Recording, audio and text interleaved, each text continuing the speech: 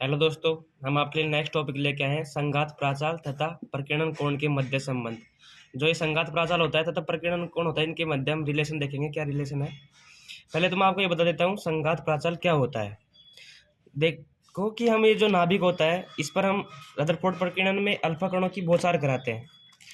जो ये अल्फा कण का वेग सदिश होता है, ये वेग सदिश है तथा जो नाभिक के केंद्र में, नाभिक के केंद्र से अल्फा कण जाता है, इनके बीच में लंबवत दूरी होती है ना, ये इसको बी नाम देते हैं। बी ये लंबवत दूरी है, ये इसी को हम संघात प्राचाल बोलते हैं। अब देखो इनके बनते क्या रिलेशन है। रदरफोर्ड के परमाणु मॉडल में जब अल्फा कण सोने की पतली झिल्ली पर आपतित किए जाते हैं तो देखा गया कि अधिकांश अल्फा कण बिना विचलित हुए सीधे निकल जाते हैं, जबकि कुछ कण नाभिक के प्रतिकर्षण बल के कारण अपने पथ से विचलित हो जाते हैं तथा लगभग एक कण 180 डिग्री के कोण पर नाभिक से प्रतिकर्षित होकर पुनः उसके विपरीत दिशा में लौट आता है। ये हमारा नाभिक है, इसका भार हो गया ZE। इसमें हम अल्फा कण, ये अल्फा कण इसको बोलते हैं हीलियम को, 2He4, इसकी बौछार कराते हैं। तो बहुत सारे अल्फा कण तो सीधे निकल जाते हैं, लेकिन एक अल्फा कण नाभिक से प्रतिकर्षित होकर उसकी नाभिक से टकराकर अपने पथ में 180 डिग्री कोण से विचलित होकर अपने पथ में विपरीत दिशा में गति करता है। यही इसका प्रयोग। अब देखते हैं, माना अल्फा कण का प्रारंभिक संवेग P1 बराबर mv1। ये m कांस्टेंट होता है सभी कण के लिए, क्योंकि अल्फा कण का द्रव्यमान तो फिक्स है, 4 है। और P1 के लिए ये वेग सदिश है, इसका एक घटक P1 लेते हैं, एक घटक P2 लेते हैं। इनके मध्य प्रकीर्णन कोण थीटा है तथा अंतिम वेग लेते हैं P2, उसके बराबर होएगा P2 इक्वल टू mv2। अब देखते हैं प्रारंभिक तथा अंतिम संवेग के मध्य बनने वाला कोण। ये प्रारंभिक संवेग क्या है, P1 तथा अंतिम संवेग है P2। इनके मध्य जो कोण है थीटा, ये क्या कहलाता है, प्रकीर्णन कोण कहलाता है। वह अल्फा कणों का अपने पथ से विचलन प्रकीर्णन कहलाता है। अब अल्फा कण होते हैं जो अपने पथ से विचलित करते हैं, इसे ही प्रकीर्णन कहते हैं। माना अल्फा कण प्रारंभ में नाभिक से बहुत अधिक दूरी पर स्थित होता है, तब ऊर्जा संरक्षण नियम से, अब आप जानते हैं ऊर्जा संरक्षण नियम से प्रारंभिक ऊर्जा बराबर अंतिम ऊर्जा होती है। अब हमने संवेग संरक्षण का नियम, ऊर्जा संरक्षण का नियम लगाया था, इसमें प्रारंभिक ऊर्जा बराबर अंतिम ऊर्जा होती है। तो प्रारंभिक ऊर्जा ये है गतिज ऊर्जा और स्थितिज ऊर्जा का योग। ये प्रारंभिक को इनिशियल दिखा दिया, और अंतिम ऊर्जा फाइनल है, अंतिम ऊर्जा इसके बराबर है। और KI प्लस UI, गतिज ऊर्जा प्लस स्थितिज ऊर्जा बराबर अंतिम गतिज ऊर्जा प्लस अंतिम स्थितिज ऊर्जा। इसको समीकरण 1 दे देते हैं। प्रारंभिक स्थितिज ऊर्जा, अब प्रारंभिक स्थितिज ऊर्जा आप जानते हैं, कूलाम प्रतिकर्षण लो नियम आपने पढ़ा होगा, U बराबर KQ1 Q2 अपॉन R। ये दो आवेशों के मध्य ऊर्जा का संबंध दिखाती है ये। अब इसमें हम R टेंड्स टू इन्फिनिटी लेते हैं, क्योंकि ये जो दोनों Q1 Q2 आवेश हैं अनंत दूरी पर स्थित है, तो R टेंड्स टू लिमिट, इसकी लिमिट लेते हैं इनफाइनिटी। और गतिज ऊर्जा आप जानते हैं K is equal to half mv²। इन दोनों को समीकरण 2 दे देंगे। जब अल्फा कण नाभिक से न्यूनतम दूरी पर स्थित हो तो U बराबर 0। अब न्यूनतम दूरी मतलब R टेंड्स टू 0 लेते हैं, और जब ये 0 हो जाएगा तो गतिज ऊर्जा 0 हो जाएगी, और KF इज इक्वल टू 0, गतिज ऊर्जा मतलब अंतिम गतिज ऊर्जा 0 हो जाएगी। और अभी अंतिम स्थितिज ऊर्जा देखो, KQ1 Q2 अपॉन R। अंतिम स्थितिज ऊर्जा बराबर UF बराबर K, अपना प्रथम आवेश है वो इलेक्ट्रॉन 2E, और दूसरा नाभिक का आवेश है ZE, और D उसकी दूरी हो गई संघात प्राचाल, मैंने बताया तो वो नाभिक से, और लंबवत दूरी। तो इसका बस गुणा कर लो, 2K Z electron electron electron square 2K Z square upon D। अब ये मान समीकरण 1 में रख देंगे, जो समीकरण 1 आया था ना हमारा, प्रारंभिक ऊर्जा बराबर अंतिम ऊर्जा। KI का मान धरेंगे प्रारंभिक गतिज ऊर्जा का मान, काइनेटिक इनिशियल का नाम K हाफ mv² प्लस, और ये 0 हो गई थी हमारी स्थितिज ऊर्जा, बराबर अंतिम गतिज ऊर्जा 0। अंतिम गतिज ऊर्जा समीकरण 3 से 0 हो गई, और प्लस अंतिम स्थिति ऊर्जा UF ये निकाली थी हमने समीकरण 4, इसको रख दिया 2kz² D, और इसको ऐसे कैसे लिख दिया हाफ mv², 2kz², यहाँ से D को इधर ले गए और इसको नीचे पक्षांतर कर दिया, तो D बराबर आएगा 2kz² हाफ mv²। इसको समीकरण 5 दे देंगे। समीकरण 5 नाभिक तथा अल्फा कण के मध्य की निकटतम दूरी कहलाती है। जो ये D है ना, ये अल्फा कण तथा नाभिक के मध्य की निकटतम दूरी है, न्यूनतम दूरी है ये D। अब आप एक बार स्पष्ट रूप से देख लीजिए संघात प्राचल क्या होता है। अल्फा कण के वेग सदिश तथा नाभिक के केंद्र से गुजरने वाली रेखा की लंबवत दूरी संघात प्राचल कहलाती है। इसे B से प्रेजेंट करते हैं। देखो ये हमारा नाभिक हो गया और ये हमारे अल्फा कणों की जो बौछार कराई थी, तो ये अल्फा कण का वेग सदिश हो गया ये, और ये नाभिक के केंद्र से जाने वाली सदिश है ये। तो इनके मध्य जो लंबवत दूरी है ना ये B, इतनी, ये है संघात प्राचल आपकी, इसे ही संघात प्राचल कहते हैं। यहाँ पर अल्फा कण का वेग व संवेग परिमाण में समान है, परंतु इनकी दिशा भिन्न भिन्न है। और जो हमने न्यूनतम दूरी निकाली थी अल्फा कण तथा नाभिक के बीच की न्यूनतम दूरी निकाली थी D बराबर 2kz² mv², पिछले समीकरण में, उसमें जो संवेग घटक है ना वो परिमाण में तो समान है लेकिन उनकी दिशा भिन्न भिन्न है। आप इस चित्र से समझ सकते हैं। ये प्रारंभिक है P = अंतिम संवेग है, और ये इनिशियल प्रारंभिक संवेग और ये अंतिम संवेग, और ये परिणाम है दोनों का, बीच में से जो परिणाम आता है ये समान है दोनों का, और ये डेल P, और ये दोनों विपरीत है तो इधर तो पॉजिटिव हो जाएगा इधर नेगेटिव। ये 90 डिग्री का हम लंब डालते हैं यहाँ से, तो ये थीटा हो गया, वास्तविक अक्ष से x हो गया, और ये भी x हो जाएगा क्योंकि एकांतर कोण बन जाएंगे, और ये 90 डिग्री थीटा है। तो देखो समद्विबाहु त्रिभुज बन जाएगा। ये त्रिभुज दिख रहा है ना आपको, ये समद्विबाहु त्रिभुज जानते हैं। त्रिभुज में तो कोई सा त्रिभुज ले लो, तीनों कोणों का योग 180 डिग्री होता है। हम जानते हैं अब त्रिभुज में तीनों कोणों का 180 डिग्री योग होता है। तो ये कोण x है, ये कोण x है, और ये थीटा, तो इन तीनों का योग 180 हो गया। x + x 2x, और थीटा को उधर भेज दिया तो 180 - थीटा 2x बराबर पाई माइनस थीटा। 180 को पाई लिख दिया रेडियन में। x बराबर दोनों तरफ 2 का भाग दे दो, π/2 माइनस थीटा/2। ये समीकरण 6। संवेग संरक्षण के नियम से संवेग संरक्षण लगा दो इसमें। px बराबर p - p cos थीटा। जो ये px है ना, ये x अक्ष के सापेक्ष हम इसका घटक लेते हैं तो p cos थीटा आएगा, और एक p है जो संवेग संरक्षण का नियम लगाएंगे तो px, तो ये परिणाम में दोनों बराबर हो गए, और वास्तविक अक्ष के लिए p sin थीटा आता है, py बराबर p sin थीटा। इनको समीकरण 1 और 2 दे दिए। परिणामी संवेग में परिवर्तन। अब संवेग में परिवर्तन डेल p से दिखाएंगे। डेल p बराबर ये जानते हो आप px² + py² का √। अब px प्रारंभिक संवेग क्या था, p - p cos थीटा, इसका स्क्वायर कर देंगे, प्लस y घटक में p sin थीटा, इसका स्क्वायर कर देंगे, इसका स्क्वायर है। अब देखो इसका होल स्क्वायर खोल देंगे, p² + p² cos² theta plus 2p cos² theta, ये माइनस आएगा यहाँ, और प्लस इसको तो p² sin² थीटा।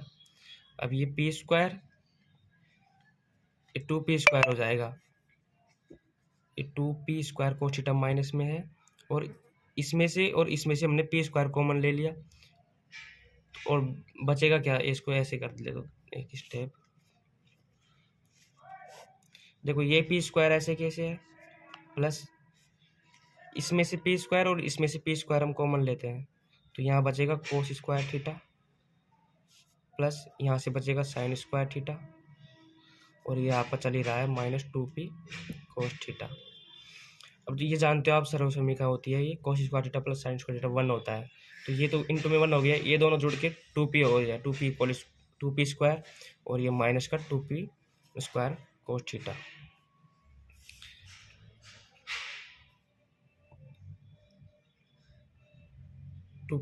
ये डेल p = अब 2p² इसमें से कॉमन ले लिया, फिर 2p² कॉमन लेंगे तो यहाँ से 1 बचेगा, माइनस यहाँ से cos थीटा बचेगा, और यहाँ से फिर 2, ये p² है तो p बाहर आ जाएगा √से, 2 इंटू 1 माइनस कोस थीटा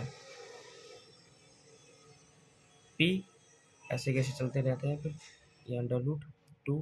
अब 1 माइनस कोस थीटा, अब कोस थीटा का हम सूत्र जानते हैं कि 2 cos theta is equal to तो होता है 1 minus sine square theta, 1 minus 2 sine square theta, लेकिन हमें कोस थीटा का चाहिए तो यहाँ पे हम 2 का भाग दे देंगे। तो ये 2 ऐसे कैसे लिख दिया, 1 माइनस कोस थीटा का फॉर्मूला लगा दिया, कोस थीटा बराबर 1 minus 2 sine square theta by 2, ये थीटा बाई 2 हो गया। Del P is equal to P 2 1, अब देखो ब्रैकेट खोलते हैं, 1 माइनस 1, ये माइनस माइनस माइनस प्लस हो जाएंगे, plus 2 sine square theta P under root 2, ये 1 से 1 कैंसिल हो गया और ये बचा 2 साइन स्क्वायर थीटा। अब ये 2 साइन थीटा बाई 2, अब स्क्वायर है तो ये अंडर रूट से अंडर रूट, स्क्वायर से अंडर रूट हट जाएगा, तो ये और ये 2 और 2 4 हो गया, तो 4 का 2 अंडर रूट 4 का 2 बाहर आ जाएगा, तो 2 पी साइन थीटा बाई 2, ये हमारी समीकरण 8 आती है। अब यदि अल्फा कण पर लगने वाला कूलाम प्रतिकर्षण बल F है, हमने जो अल्फा कण पर लगने वाला कूलाम प्रतिकर्षण है उसे F मान लिया, तो इस बल का परिणामी संवेग की दिशा में घटक F डैश बराबर, उसको F डैश से दिखाएंगे, F डैश बराबर F कोस फाई हो जाएगा। अब यहाँ पे एंगल हमने फाई ले लिया, पहले थीटा चल रहा था, अब फाई ले लिया। अब संवेग में परिवर्तन की दर dp बाई dt, ये आप जानते होंगे न्यूटन का सेकंड लॉ है, dp by dt is equal to बल होता है, और बल का हमने घटक निकाला है ये F cos phi, F dash बराबर। अब कूलाम प्रतिकर्षण बल हो जाएगा F बराबर, ये फॉर्मूला आप कूलाम प्रतिकर्षण का पढ़ा होगा आपने, K Q1 Q2 upon R square, F is equal to K Q1, पहले आवा इसका मान 2 इलेक्ट्रॉन, और दूसरे का जो नाभिक का है हमारा ZE अपॉन R स्क्वायर, तो ये 2K ZE स्क्वायर हो जाएगा अपॉन R स्क्वायर। अब हमने कूलाम प्रतिकर्षण बल F का मान निकाला था, F is equal to 2K ZE square upon R square. अब हम F का मान, उस समीकरण थी ना dp by dt is equal to F cos phi, इस समीकरण में F का मान धरेंगे तो ये समीकरण हमें प्राप्त होगी, dp by dt is equal to 2K ZE square upon R square, ये मान हमने F का रख दिया, और एक कोस फाई आपका चल रहा है। dp इज इक्वल टू, अब dt को उधर भेज देंगे, 2K ZE square upon R square cos phi dt, और ये डी फाई से ऊपर नीचे मल्टीप्लाई कर दिया, और समाकलन के रूप में अब दोनों तरफ समाकलन कर लेंगे, समाकलन dp is equal to 2K ZE square, ऐसे कैसे लिख दिया, और ये डी फाई इसके साथ लिख दिया, और d t upon d phi एक साथ लिख दिया। अब ये डी पी देखो इंटीग्रेशन करते हैं ना, तो अब ये अल्पांश डी डेल पी में परिवर्तित हो जाता है, और समाकलन ये इसको ऐसे कैसे उतार दिया वापस, 2K ZE square upon R square cos phi d t by d phi, इसको हम समीकरण 9 देंगे। फिर देखो आगे कोणीय संवेग की परिभाषा से, अब कोणीय संवेग होता है L is equal to MVR, L is equal to MVR, ये L कोणीय संवेग है आपका, यह द्रव्यमान, ये वेग, ये दूरी होती है, और V इज इक्वल टू हम जानते हैं ओमेगा आर, तो ओमेगा आर होता है, तो L is equal to M, V की जगह ओमेगा आर रख दिया इंटू आर, और L is equal to MVL, दोनों तरफ MV से देखो M ओमेगा आर स्क्वायर हो गया ये, तो L is equal to M omega r into r, अब ये देखो M ओमेगा आर स्क्वायर, और ये L is equal to MVB, हम जानते हैं कोणीय संवेग होता है M इंटू वेग, द्रव्यमान इंटू वेग इंटू संवेग व दूरी, तो यहाँ पे हमने नाभिक के बीच की संघात प्राचल की दूरी ली थी b, तो ये यहाँ पे कोणीय संवेग हो जाएगा M into v into b, और ये M into omega r into r, r square हो गया, और ओमेगा आ गया MVB is equal to M omega r square, और ओमेगा होता है d phi by d t, कोण में समय के साथ परिवर्तन, तो MVB बराबर M ओमेगा आर स्क्वायर, और ये d phi by d t, M omega की जगह तो हमने d phi by d t रख दिया, और M आर स्क्वायर ये ऐसे कैसे है, और d phi by d t इसको यहीं पे छोड़ दिया, और इसको हम उधर लेके जाएंगे, पक्षांतर कर देंगे, तो MVB ये गुणा में इधर के भाग में चले जाएगा, M आर स्क्वायर हो गया, तो d t by d phi इसको उल्टा कर दिया, अब M आर स्क्वायर, अब इसको उल्टा करेंगे तो नीचे वाला ऊपर आ गया और ऊपर वाला नीचे आ गया, ठीक है, तो P बराबर MV होता है, तो P बराबर एम वी होता है, तो ये एम वी की जगह हम P रख रहेंगे और B ऐसे कैसे, और ऊपर एम आर चल रहा है। dt upon d phi m r square upon P b, ये समीकरण 10 प्राप्त हो गई हमें। अब समीकरण 10 से dt अपॉन डी फाई का मान समीकरण 9 में रखेंगे हम। जो हमारे समीकरण 9 आई थी, ये समीकरण 9। अब मैं तो सही बता रहा हूँ, मेरे हिसाब से चालू करना है। अब ये हमारे पास dt अपॉन डी फाई का मान आ गया। इसको हम समीकरण 9 में यहाँ पे ये dt अपॉन डी फाई समीकरण 9 में इसकी जगह पे समीकरण 10 से dt अपॉन डी फाई का मान रख देंगे। तो del P is equal to 2k square upon r square into m r square upon P b. अब जितनी भी कांस्टेंट चीज़ है उनको सभी को समाकलन से बाहर निकाल लिया और हमने लिमिट लगा दी -x से x cos phi d phi. ये समीकरण चल रहा है। डेल पी बराबर 2k square upon P b into m. देखो आर स्क्वायर कैंसिल हो गया, 2k स्क्वायर अपॉन ये पी बी, ये बच गया इंटू एम, और ये लिमिट है -x से x समाकलन कोस फाई डी फाई। अब ये समाकलन करेंगे हम इसका। कोस फाई का समाकलन होता है साइन फाई, और इसकी लिमिट हमने क्या किया है, ये लिमिट थी ना -x से x, इसको हम 0 से x बनाने के लिए क्या होता है कि -x को 0 से x बनाएंगे तो ये लिमिट दुगनी हो जाती है, और तो ये दुगनी हो जाएगी तो ये 2 पहले से ही है, ये 2 इंटू 2 4 हो जाएगा, तो 4k square upon P b और m, और ये लिमिट हो जाएगी 0 से x, और कोस फाई का समाकलन होता है साइन फाई। बताइए स्टूडेंट्स। अब del P is equal to 4m square upon P b, और लिमिट लगा दी हमने, फाई की जगह x रख दिया, साइन फाई साइन x हो जाएगा। अब x इज इक्वल टू हमने π/2 अपॉन θ/2, ये पीछे हमारी समीकरण आई थी, इसको हम उपयोग करेंगे। अब del P is equal to 4m square upon P b sine x की जगह ये वैल्यू पुट कर देंगे तो π/2 माइनस θ/2, और del P is equal to 4m square p b. अब देखो साइन 90 माइनस थीटा होता है कोस थीटा, ये 90 डिग्री है π/2, तो साइन 90 माइनस थीटा हो जाएगा कोस थीटा, तो थीटा के मान ये थीटा कम θ/2 कर रहा है, तो कोस θ/2 हो जाएगा। इसको समीकरण 11 दिया। अब समीकरण 8 व 11 की तुलना करेंगे। तो समीकरण 8,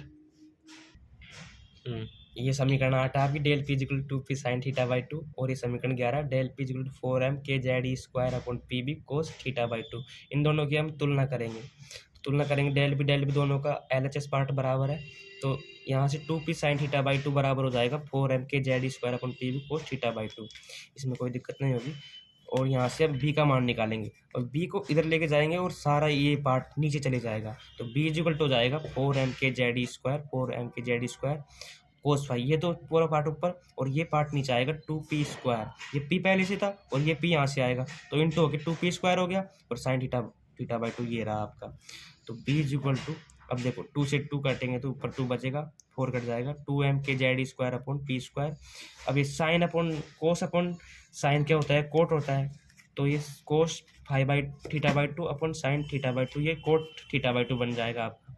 और p इज इक्वल टू हम एम वी होता है, तो यहाँ p की जगह एम वी रखेंगे, तो ये p स्क्वायर था तो एम स्क्वायर वी स्क्वायर हो जाएगा, और ऊपर आपके m था, m से m कट गया, तो नेक्स्ट स्टेप आएगी आपकी 2k square upon M V square cot θ/2। अब यहाँ पे क्या किया है इसने, हर में 2 से ऊपर नीचे गुणा भाग कर दिया, और हम जानते हैं ऐसे क्यों किया, हमने ऊर्जा बनाने के लिए किया है, और हम जानते हैं E बराबर होता है 1/2 mv स्क्वायर, तो इसी में 1/2 mv स्क्वायर जगह हम E रख देंगे, तो क्या बनेंगे देखो इक्वेशन 2k स्क्वायर अपॉन ये 2 ऐसे कैसे, और ये पार्ट है ना ये आपका E बन जाएगा ऊर्जा, तो इसकी जगह इसको अलग कर दिया, तो ये कोट θ/2 हो गया।